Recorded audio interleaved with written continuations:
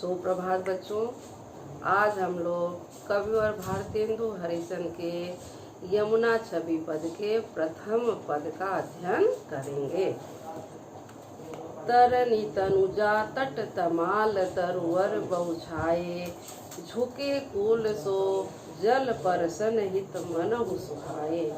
कीन्धो मुकुर में लखत उझक सब निज निज शोभा, कै प्रणवत जल जानि परम पावन फल लोभा। मनु आतप वारन तीर को सिमटि सबे छाए रहत, कै हरि सेवा हित नय रहे निरखि नैन मन सुख लहत। बच्चों, ये जो पद है इसका संदर्भ आप क्या लिखेंगे कि प्रस्तुत पद हिंदी साहित्य के जनक, आधुनिक युग के निर्माता, कवि एवं नाटककार भारतेंदु हरिशन द्वारा रचित हमारी पाठ्य पुस्तक में संकलित यमुना छवि शीर्षक से उद्धृत है। अब प्रसंग हम लोग क्या इसमें लिखेंगे कि प्रस्तुत पद में कविवर भारतेंदु हरिशन ने यमुना के किनारे तमाल के वृक्षों का मनोहारी चित्रण किया है। कहा जाता है ललिता नामक एक गोपी यमुना की सुंदरता का वर्णन कर रही है। तो तरनी तनुजा तट तमाल तरुवर बहु छाए। तरनी शब्द से क्या तात्पर्य बच्चों? सूर्य। तनुजा शब्द से क्या तात्पर्य है? पुत्री। तो सूर्य की पुत्री अर्थात यमुना। तट माने किनारा, तरुवर माने वृक्ष या पेड़। तो तरनी तनुजा तट तमाल तरुवर बहु छाए। यमुना के किनारे तमाल के बहुत सारे वृक्ष एक साथ छाए हुए हैं। उन वृक्षों को देख करके कवि ने कल्पना की है कि झुके कूल सो जल परसन हित मनहु सुहाए। झुके कूल, कूल शब्द से क्या तात्पर्य है? किनारा। किनारे की तरफ, यमुना के किनारे की तरफ झुके हुए जल परसन। परसन शब्द से क्या तात्पर्य है? छूना या स्पर्श करना। तो यमुना के किनारे झुके हुए जल का स्पर्श करते हुए ये वृक्ष बहुत ही सुंदर दिखाई दे रहे हैं। कीन्धो मुकुर में लखत उझक सब निज निज शोभा। अथवा यमुना के किनारे झुके हुए इन वृक्षों को देख करके ऐसा लगता है मानो मुकुर, मुकुर शब्द से क्या से है? दर्पण या शीशा। लखत माने देखना, उझक माने उचक करके, पंजों के बल उठ करके, निज निज शोभा अपनी अपनी सुंदरता। तो यमुना के किनारे की तरफ झुके हुए वृक्षों को देखकर ऐसा प्रतीत हो रहा है मानो ये जल रूपी दर्पण में अपनी अपनी सुंदरता को उचक उचक कर देख रहे हैं। जल अगर स्थिर होता है पानी में, हम अगर कुछ भी छाया रहती है तो दिखाई देती है ना बच्चों।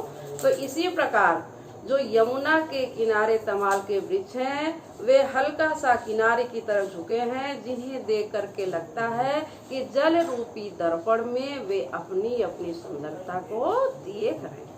यहाँ पर निज निज शब्द 2 बार आया है ना, तो निज निज में क्या है? यहाँ पुनरुक्ति प्रकाश अलंकार है। कै प्रणवत जल जानि परम पावन फल लोभा।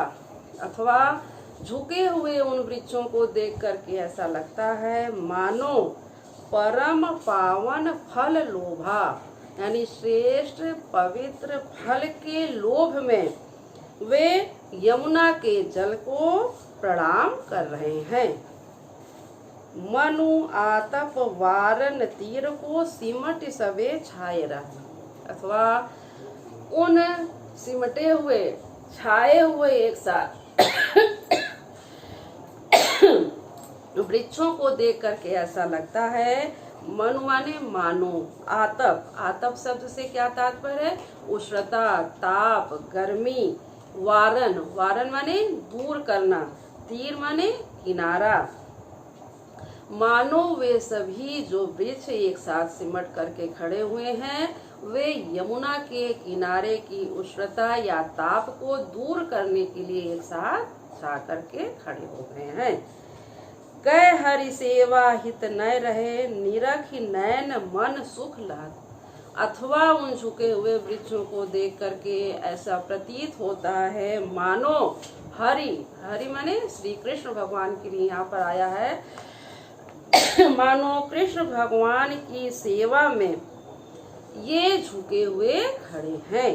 निरखी, निरखी माने देखना, इन झुके हुए वृक्षों को देख करके नैन, नैन माने आंख, मन माने हृदय, आंखों को और हृदय को सुख की प्राप्ति होती है। लहत शब्द से क्या तात्पर्य? प्राप्त होना।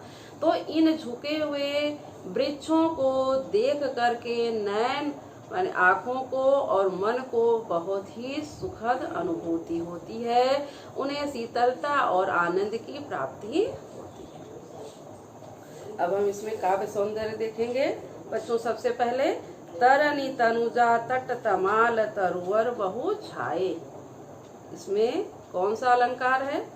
आप लोग को बताया गया है कि समान वर्णों की आवृत्ति होने पर अनुप्रास अलंकार होता है।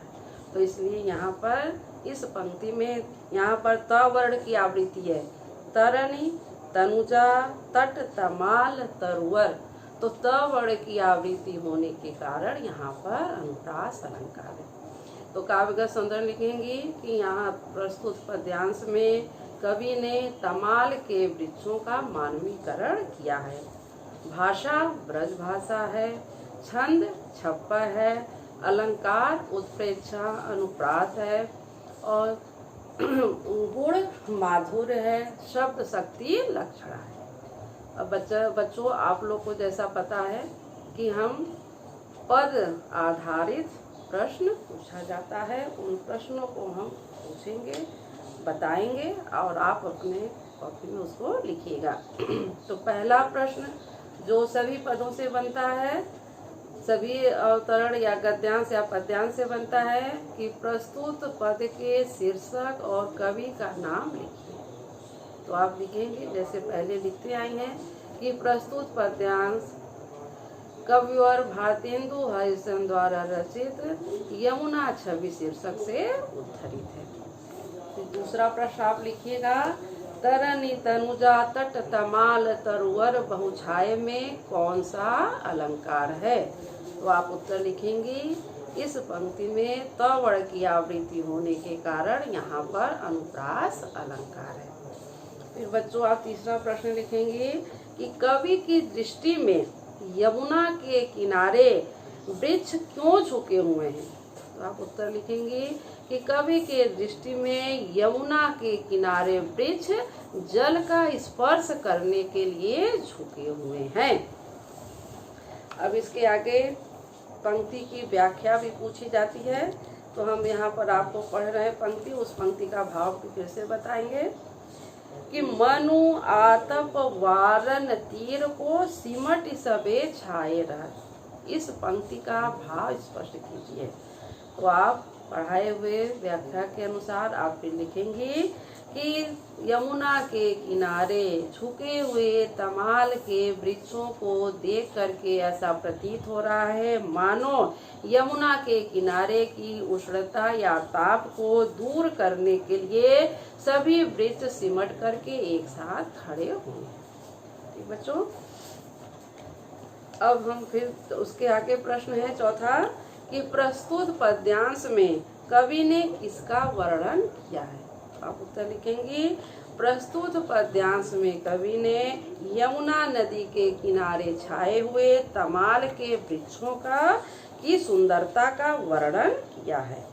ठीक बच्चों, अब आपका ये पूरा हो गया पाठ और आगे हम इसके आगे का दूसरे पद में पढ़ेंगे।